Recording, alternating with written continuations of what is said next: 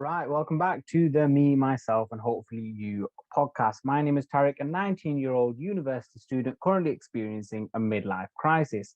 Why, you might ask? Because I have no idea what I want to do with my life. So, like all of the men these days, rather than see a therapist, I decided to start a podcast where I interview guests from an array of backgrounds to find out more about them and their story. And hopefully, by finding out about them, I can find out a bit about myself too. So if you can relate, or maybe you just want to see where I end up, then subscribe right now and join me here every Sunday at 7 p.m. Ladies and gentlemen, my guest at this time is an executive career coach, author, speaker, and leadership consultant, and has a tremendous amount of experience in networking and working towards getting to where she wants to be.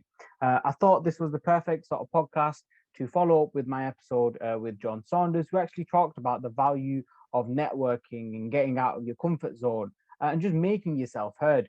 For me personally, it was a great opportunity to understand how I might be able to do that, how I might be able to maneuver myself so that I can get those promotions in the future. And I know that climbing up the career ladder is sort of something that all us young people and just people in general sort of say. I mean, it's something that they want to do, and a lot of the dreams that we have, require us to be climbing up that career ladder and meeting more and more people. So I found it a really interesting podcast. I hope you guys do too.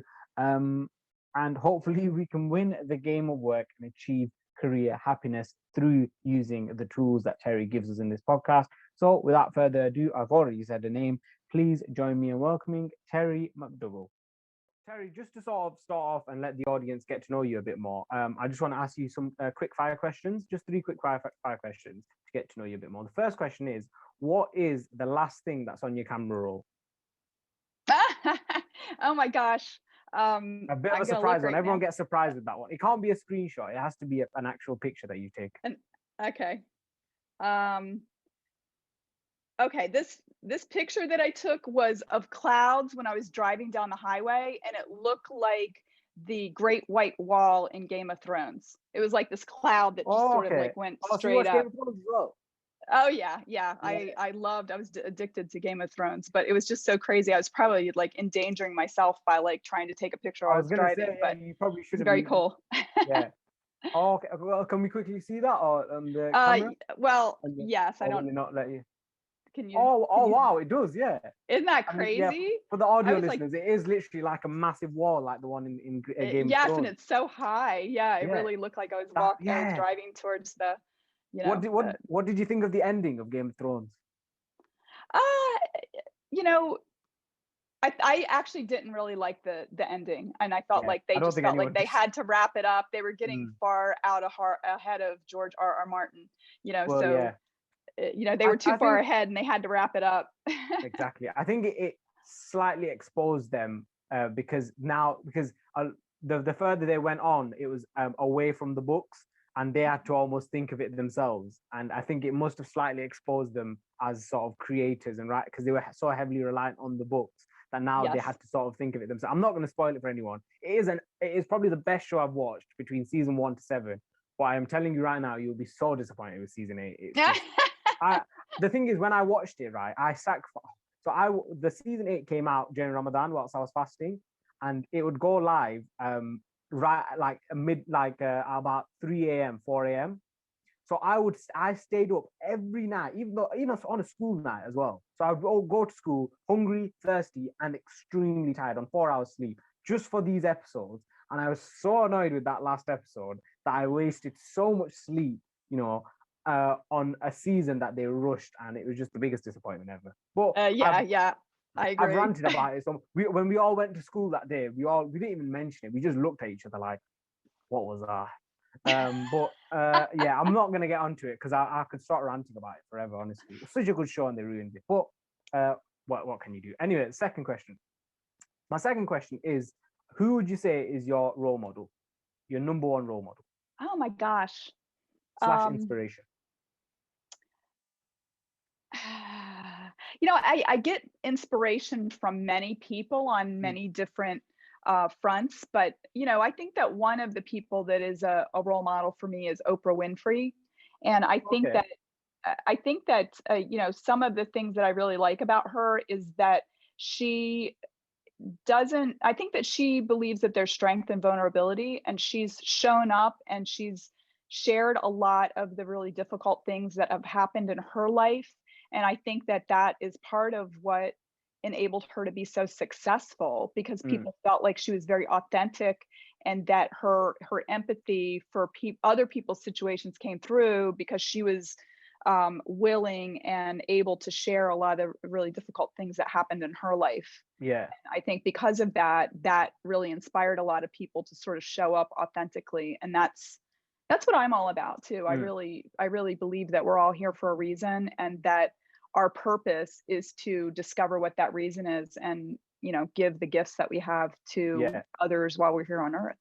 So did you see the rise of Oprah Winfrey when she first started came on? And It's interesting that you asked that question, because I absolutely did. I grew up in Delaware, which is on the East Coast. And when Oprah was very early in her career, she was on a local news program. It was like a morning show. It was called People Are Talking, with Richard Sher and Oprah Winfrey. And, she was just a young woman in her mm, 20s doing this morning news talk show. And I just remember her. And then it was, just interesting as time went on that she got this opportunity to have her own talk show. And, and I was like, oh, well, I knew her way back yeah. when. So you're like the OGs then, yeah? You're like the Yeah, OG that was supporters, definitely yeah? the old G, right? Yeah. Totally. So I mean, it's weird because obviously, as someone from the UK, Oprah Winfrey isn't like we obviously have heard of her, but she's not on our TVs because she's in the US. She's Hmm. massive in the US. And the first time I came across her was a TV show called Drake and Josh, and I don't know Hmm. if you've ever heard of that, Yeah, but I saw that. Yeah. yeah. So it was a brilliant TV show, and one of the characters was obsessed with Oprah Winfrey, and I'd never heard of her. And then I grew up and I grew up, Uh-huh. and then I started hearing more about her story as I grew up, and I started seeing because I started getting Hmm. into politics or interested in politics, and I started seeing her here and there, and I thought, whoa, she's done amazing, especially for not only as a black person but as a black woman. At that Yes. time, where Yes. we didn't have the levels of equality that we have now. She Hmm. rose through the ranks and sort of she didn't just go through the glass ceiling. She smashed that glass ceiling in pieces and went right to the top, which is a Yeah. phenomenal story. Yeah. Yeah, Absolutely. And she had a lot of, abuse and neglect and dysfunction in her family growing up. And it's just very inspiring for me to see somebody who, didn't feel, I mean, I don't know how she felt, obviously, but that she believed in herself enough to mm, overcome that. And then not only that, but share her story so other people that had, really difficult upbringings could realize that they're not stuck, yeah, that they can get beyond, bad things that have happened to them, and go on and, live to their full potential. yeah. Oh, yeah. I mean, 100%. I completely agree with you. My final question is, well, actually, before I ask my final question, have you ever met her, Oprah Winfrey? No, No, I've you've never never met had the her. chance. Yeah, I live here in the Chicago area, and her program was on, and it was produced in Chicago while I was living here, but it was really, really difficult to get Ah, tickets yeah. to her show. I think it would have been great, especially because, she used to like give away cars and stuff like that I on know, her yeah, show. yeah. I remember. I know. Imagine if you got a call from That would have been Oprah nice. Winfrey as well. She definitely would Yeah, have oh been your yeah. number one role model then. Right, Um, right. It's like to meet Oprah and get a car. That would be awesome. exactly. So my last question is, so say there was a house fire, right? And God forbid there was a house fire, and everyone was safe, but you could only save one thing in your house. What would it be? Ah, wow.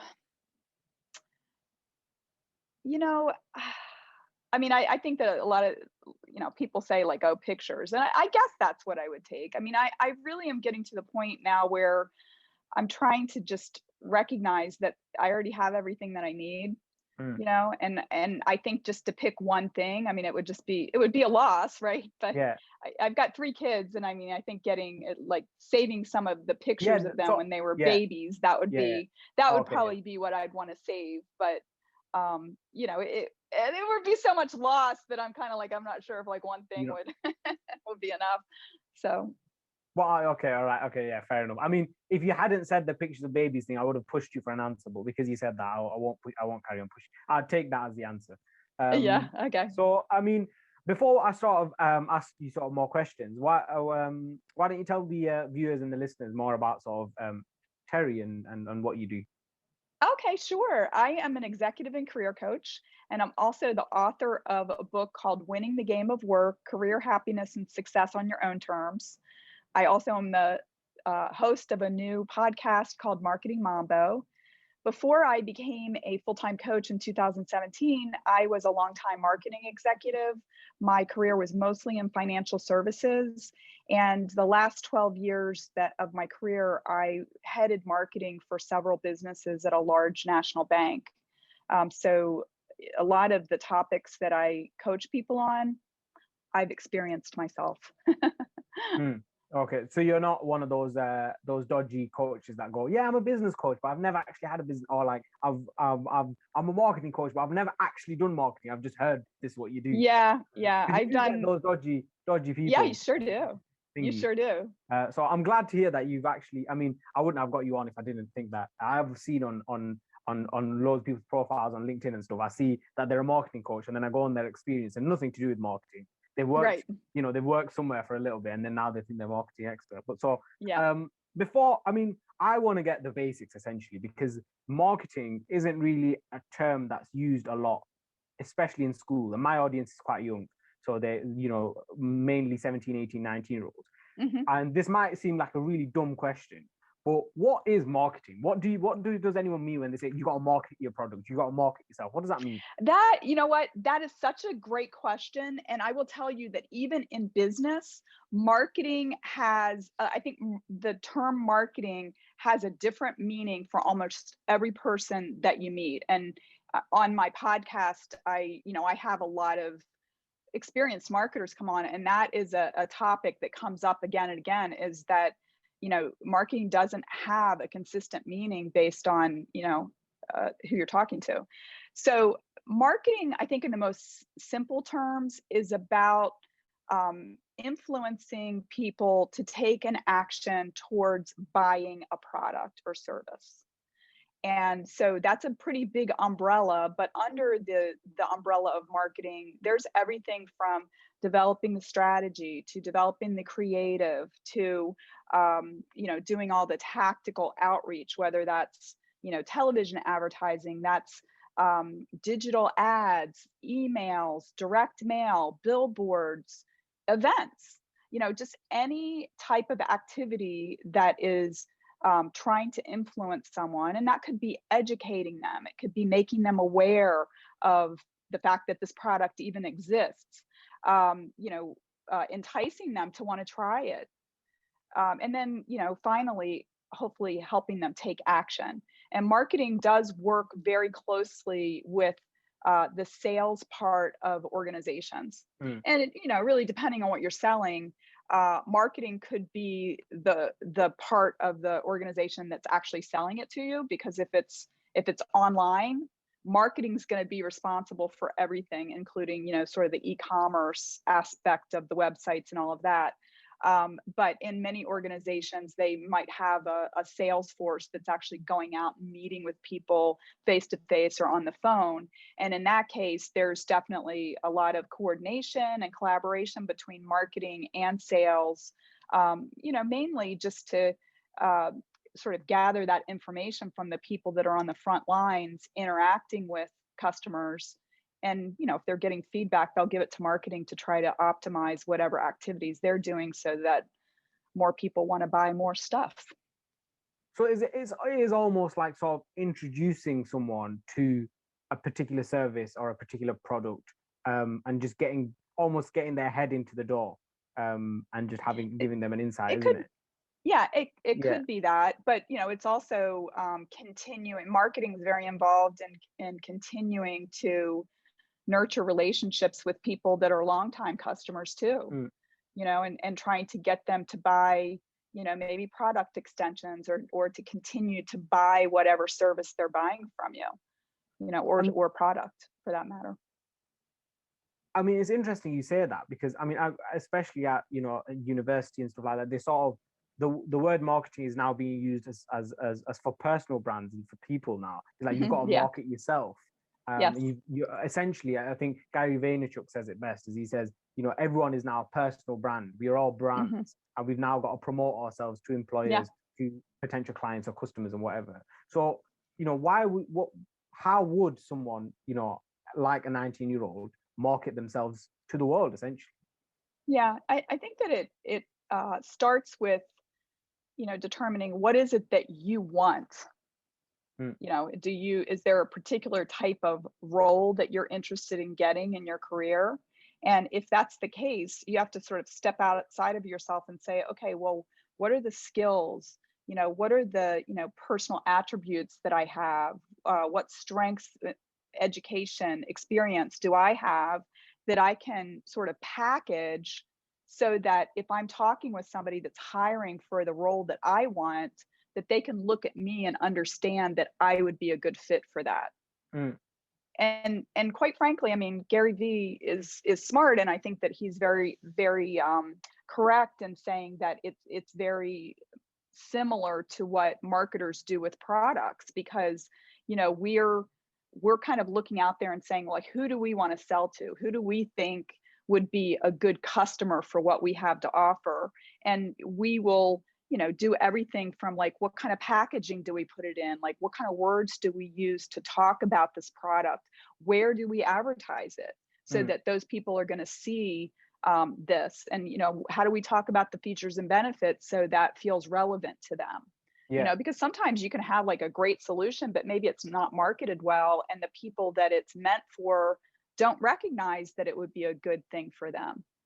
And I think that as a if you're looking for a job, don't expect that somebody's going to come and dig through your whole experience, or dig through your resume to find the needle in the haystack. Yeah. You really have to think about what is it that they want, what will be Yeah. relevant to them, and use that, that relevant wording and so forth to talk about you so that they recognize you'll be a good fit. Yeah. It's like, have you ever heard of the elevator pitch? It's like that. Yeah. Yeah. Yeah, So I it's do like, training on the elevator pitch. yeah. All right. Okay. Yeah. So like, yeah. For anyone that doesn't know, the elevator pitch is essentially if you're stuck in the elevator with someone and you only had 2 minutes to talk about yourself, what would you say? And that's what you need to sort of, almost put in your CVs or say in the interview, because you've got such a short time. And like Terry said, you've got to include the things that are relevant to the particular job role or the particular person that you're speaking to, or the customer that you might be speaking to.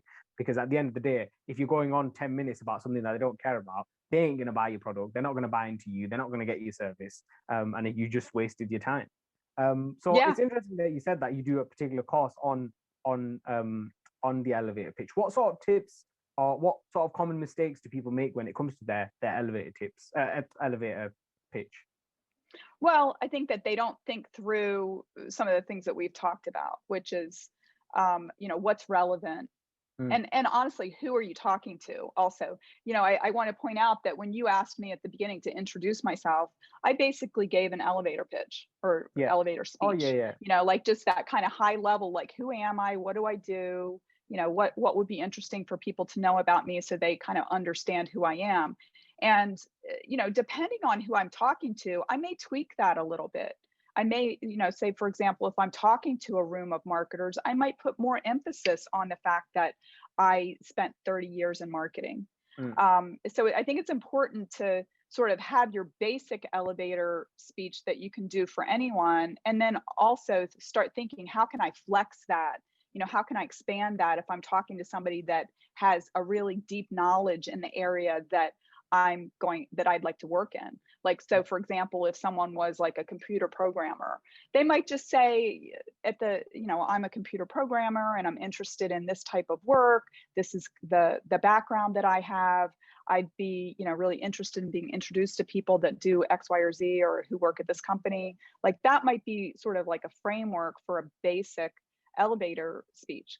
But if they were talking to somebody who had been in computer programming for 20 years, and they might want to go into more detail about, these are the programming yeah. languages and this is the specific part that I work on within computer programming. Because a lot of times, if somebody is really deep in the industry that you want to work in, being more specific is good, but being Yeah. really specific with somebody who's not that knowledgeable is Yeah. just going to put them to sleep. They're going to be like, I don't even know what you're What talking you're about. talking about. Yeah, exactly. So it's Right. like if someone Right. started speaking to me about computer science, I'd just be like, started talking in code words and all that sort of stuff. Right. I just zone those Exactly. off essentially. And I think that's another thing that's sort of wrong in education. And I've talked about this quite a lot in previous podcast episodes, that there's these important things that school doesn't teach you, and the ability to sort of market yourself. That phrase is becoming more and more common now, and we're being Hmm. told at university to now market ourselves, but from a young age we're never told, how can you market yourself, or how can you sort of promote yourself, or how can you introduce yourself to someone. And I Hmm. think that's why a lot of people are quite shy when it comes to meeting Yes. people and going up to people. I'm quite lucky because I'm quite outgoing, but a lot of people are like, oh, I don't know, because everyone's they want to be humble. They don't want to sort of brag about what they've done, but you have to brag about what you've done, especially in an elevator pitch. Yeah. And I think that one of the other pieces of advice that I would give to someone is, once they develop the elevator pitch, to practice it. So Mm, it comes very naturally to them, so that they can do it in a short period of time, that they can do it, almost in their sleep. Because, sometimes you may be talking to somebody that's, maybe an executive or something, and that could be somebody that really could help you. yeah. But if you're, all nervous and tongue tied while you're talking to them, that's not going to make a great first impression. Mm, So practice it. And, if you, say, for example, if you've got friends that are also looking for jobs, maybe get together and practice it with each other and give yeah. each other feedback, like, oh, maybe you should change this part, or I didn't really understand what you meant by this. Because if you get that feedback among friends, you're going to be a lot more confident when Yeah. you're out talking to people that you don't know.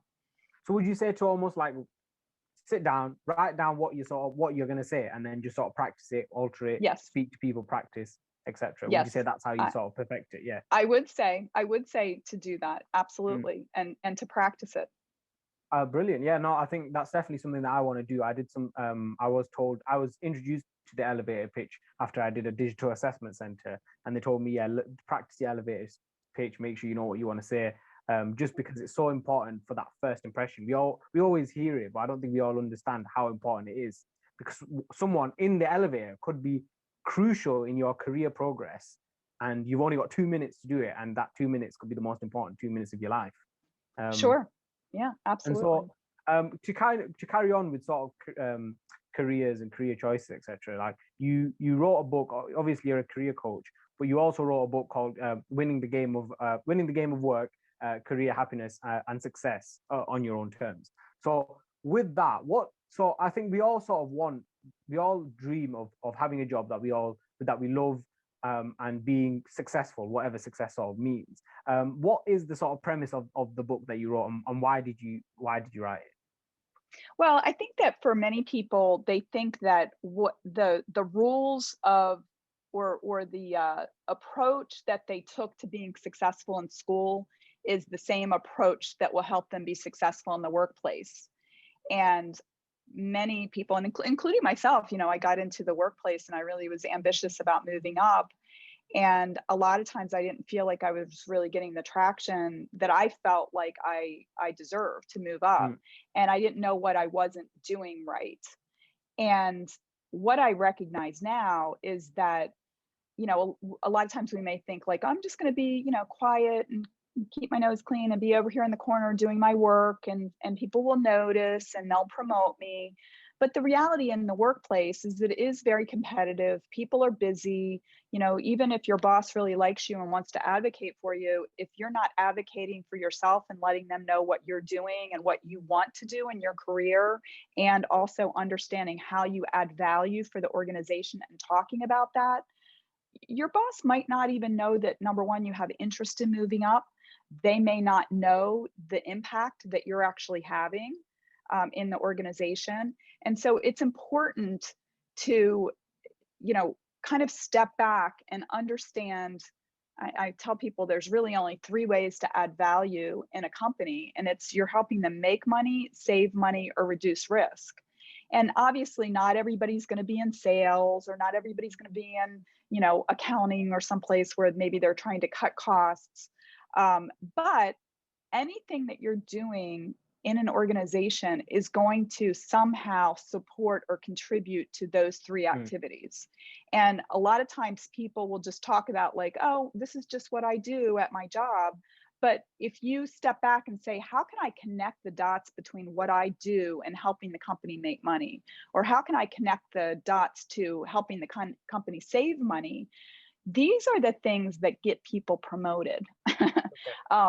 And actually, I tell people when they're putting their resumes or their CVs together to think about, not just talk about what they did in their job, but talk about the impact that it had. So you need to provide like context, like what was the problem that you were facing? What was the action that you took? And what was the result of it? And if it's measurable, include that.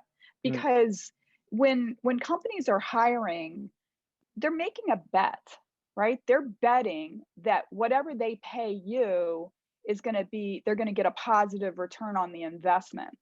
And so if you can talk about what you've done in previous roles, to add value, that increases their confidence that if they invest in you, that they're going to get a positive return on that investment. And it also shows, I think that it's reassuring for hiring managers to realize that whoever they're hiring recognizes that they're just not coming in, to sit in a seat and do a job, that there's a purpose for, behind that job. And the purpose behind that job is to help the company make money. Yeah. So of course, yeah. And every company is like that at the end of the day. yes. And whatever role, you don't have to have a specific role in sales, but ultimately your job is, like you said, either save money, make money, or reduce risk. Right. You've got to, and it's funny because everything that you sort of said, it sort of involves you sort of stepping back, like the elevator pitch, stepping back, sitting down, and going right. Almost you have to write it down and be able to actually, put on paper what it is that you're good at, or what it is that you've done to save money, or etc. etc. And I sort of want to really dive in onto the point of where you mentioned how everyone wants to get promoted these days. It's sort of quite common, when you ask someone, oh, what do you want to do in the future? They'll go, oh, I want to get into this, and then I want to work my way up. I want to get into this, I want to get promoted. Everyone says it, especially at a young age, because we're so ambitious. Yeah, sure. And you said that you need to, if you want someone else to advocate you for a promotion, you need to be able to advocate yourself. How would you say that? What would be your sort of, advice? Or I know I'm constantly asking for advice, but that's why I got you on. Yeah, that's okay. What would you say? How do you advocate yourself without coming across as someone that's quite arrogant? Because I think that's quite a fear in young people. They don't want to come across as they're this, arrogant know-it-all. Yeah, I think that the most important thing is to be very curious about what the expectations are, and get a very clear idea or clear, view of what's expected of them. And one of the interview questions that I really like, either I've used it myself, I advise people that I'm working with to use this, and I actually liked it whenever I was a hiring manager and people would ask it of me. And that question is, what would success for this role look like after 6 months? Because if somebody's asking that, to me, they understand everything that I've just talked about, that they understand that they are there to add value. They're not just there to come in and sit their butt in a seat, and take up space. They're there to create value. And, I would, if I were working for somebody, I'd say, like, what is it that you expect of me? Because if you get clarity around that, and then what you need to do. And then, if you have regular meetings or, performance appraisals with your boss, you've got, okay, this is what you said you expected of me, and this is what I did. And, if you're able to even exceed what was expected of you, that's usually when you get promoted. Yeah. Or you get some sort of raise or something like that. Something you get rewarded for that, because you're allowing them to have a positive return on the investment that they're making in you. So would you say, I mean, I get obviously during the pandemic, it's probably not as easy to do this, but would you say to almost let's say I've got the job, right? I've been Mhm. successful. I've got the job, and I've worked. Well, how long would you say for me to wait until I sort of knock on the boss's door and go, "Can I have a chat?" Is that how I should do it, or what? Well, I mean, if you had a job, I would hope that right in the beginning you would say, "What do you expect of me?" What is success going to look like after Mm. 6 months? And would you say to ask And that at the end? ask that in the interview, ask that when you get the job. Make sure that you have clarity about what they expect you to do. And that, if there are certain resources that you need, that they help you get access to those. I've thought about like the last company that I went to work for.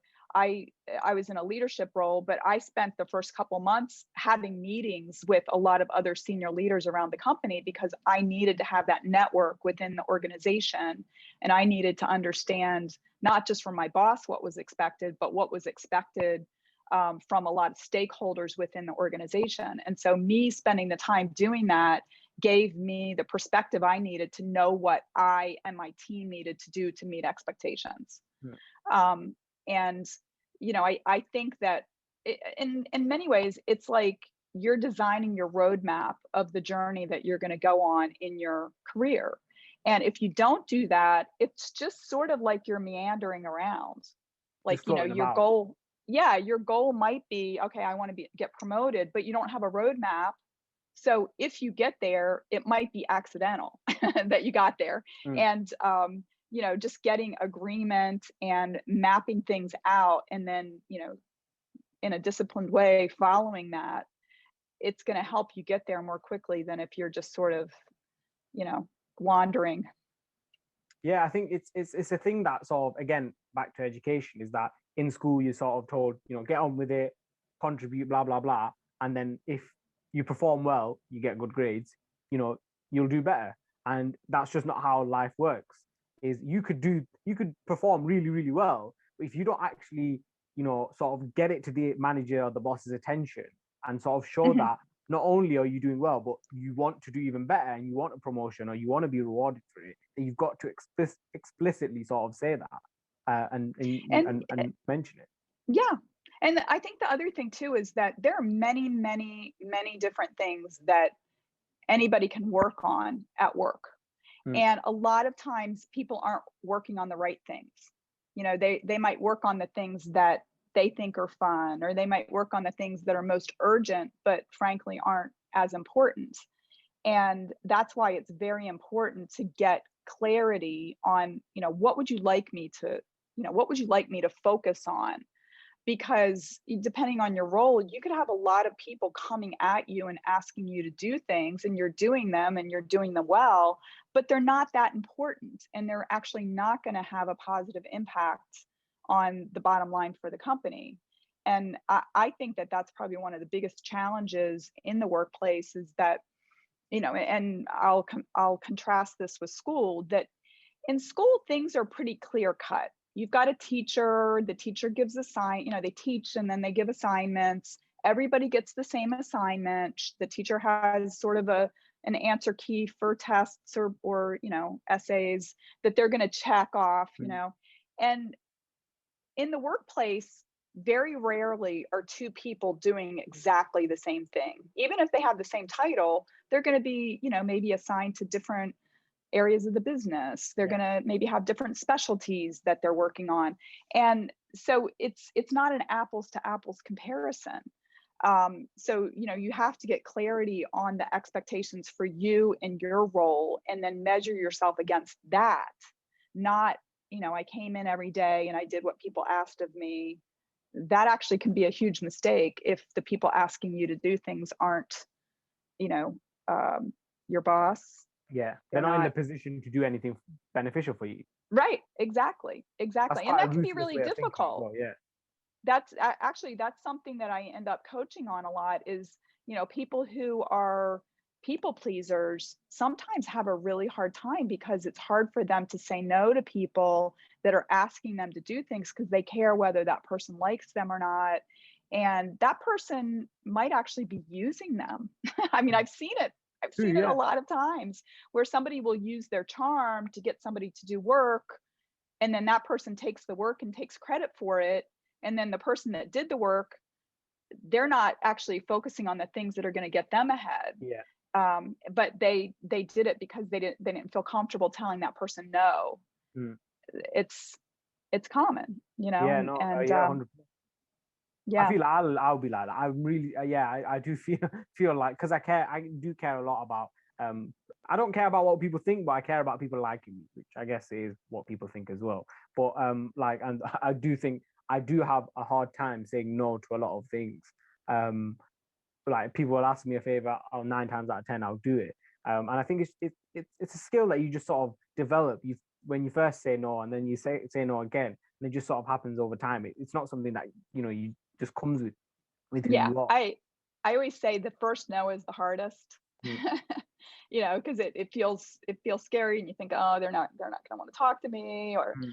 they're going to get mad or whatever. But if it's not their if it's not within their authority to assign work to you, it's up to you to choose whether you want to do it or not. And obviously sometimes you may choose to do people a favor, but you really got to look and see, like, where does this fit in the work that I have to do?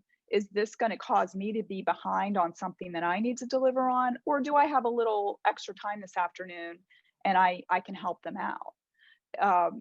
But that I've seen many times where people will sort of use pressure to get somebody to push their own work to the side to help them because they haven't been very organized in their Mm. management of their work. Peer pressure And almost.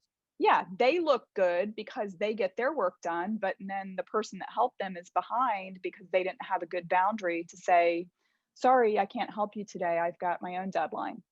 Mm.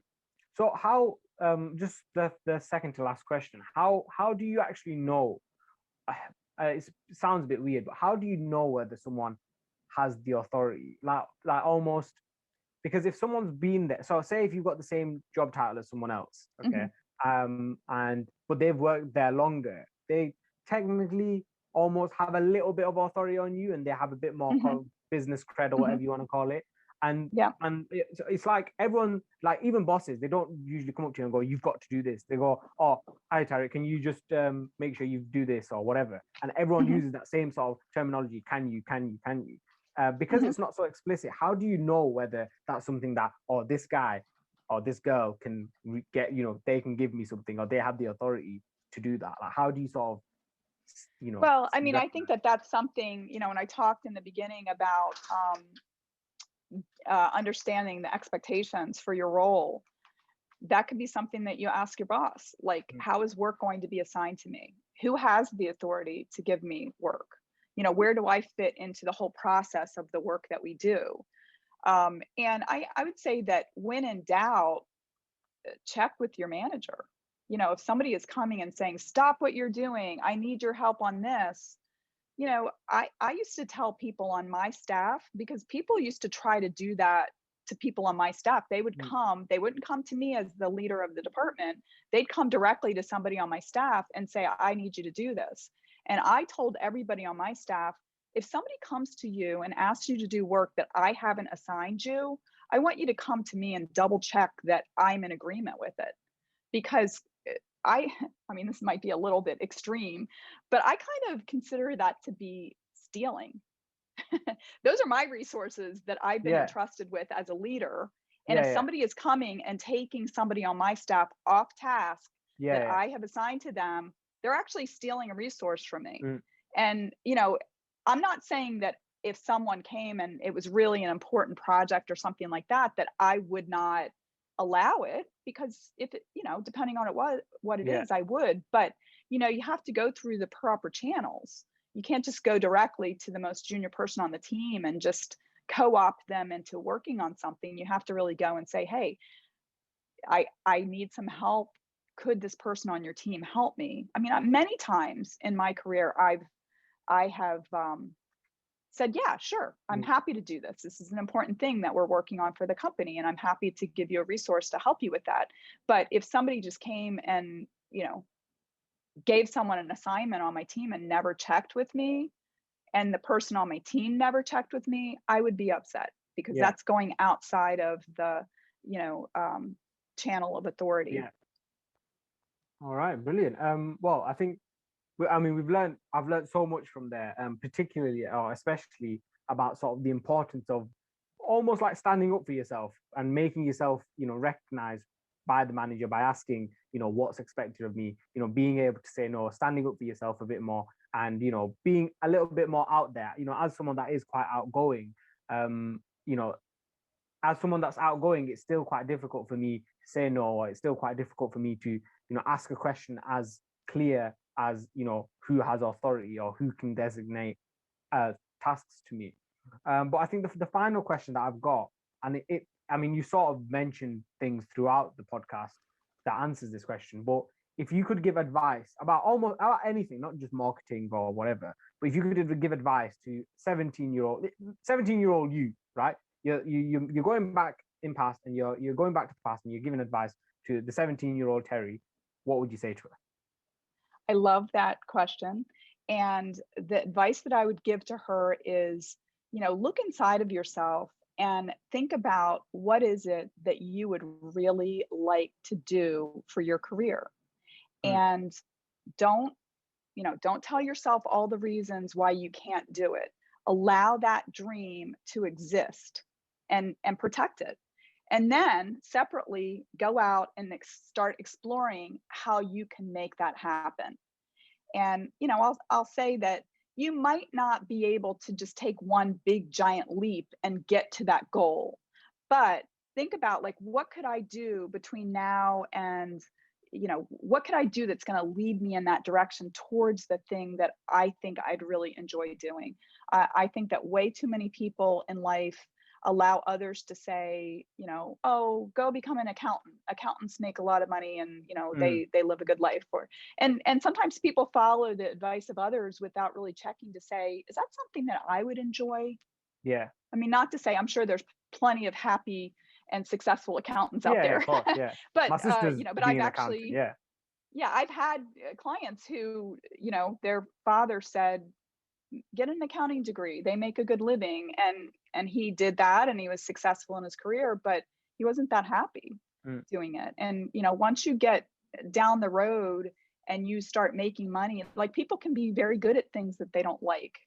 mm, And it can be a very uncomfortable place if you get to a certain point in your career and you're making a lot of money doing something that you don't like. yeah, So exactly. start out on a path towards something that you think that you will like, and you can find a way.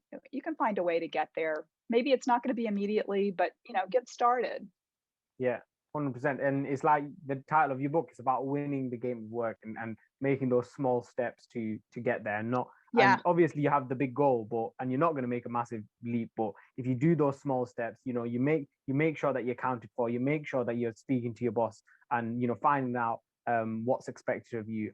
Then you will eventually win the game of work. But it's been an actual absolute pleasure, Terry. I've really enjoyed this podcast. I've learned so much about careers. I think I've learned more about careers from you than I have from anyone else in my entire life as to specific things. Wow. Yeah, no, it's true, because you never get told specific things. You get told so Yeah. many vague things, and I'm sure everyone Yeah. that's listening agrees about. Oh yeah, you know, do this and choose a degree, and meet people, and write a good CV. And okay, yeah, thanks, that's Yeah. great. But tell me Sure. like more specific things, like the fact that I'd never heard of an elevator. I'd had 4 jobs before I'd heard of an elevator pitch, right? And Hmm. maybe I could have had better jobs or better paying jobs if I knew what an elevator pitch was. The whole idea of speaking to your manager and finding out what's expected of you, what success looks like Uh-huh. in that role. Things like that, they need to be taught. But you've taught me, and you've taught a couple of people that are listening. I mean, the 2 people that are listening right now, they've definitely benefited. But it's been an absolute pleasure, Terry. And yeah, take care, everyone. And that is it for today's episode. I hope you found it as informative, useful, and interesting as I did. If you want to purchase Terry's books, or you want to check out her Marketing Mambo podcast, brilliant name. I really want to change the name of this podcast. I've no idea. I mean, maybe you've got a suggestion. If you've got a suggestion, leave it in the comments below. But I'll leave her links in the description box. Make sure you hit that like button if you did enjoy it. Let me know if you watched it all the way to the end. And subscribe for the next episode of the Me, Myself, and Hopefully You podcast. I've got some really amazing episodes out in the next few weeks. I can't wait to get them out. They're all recorded. I just need to schedule them for upload, and I don't want you guys to miss it out. So, make sure you subscribe and share it on your social media so that other people can see. But other than that, thanks for your time. Thanks for listening. Have a great week, and I'll see you next time. I said I'll see you next time, or then until next time. So if you stayed until the end, you saw that blooper. Happy days.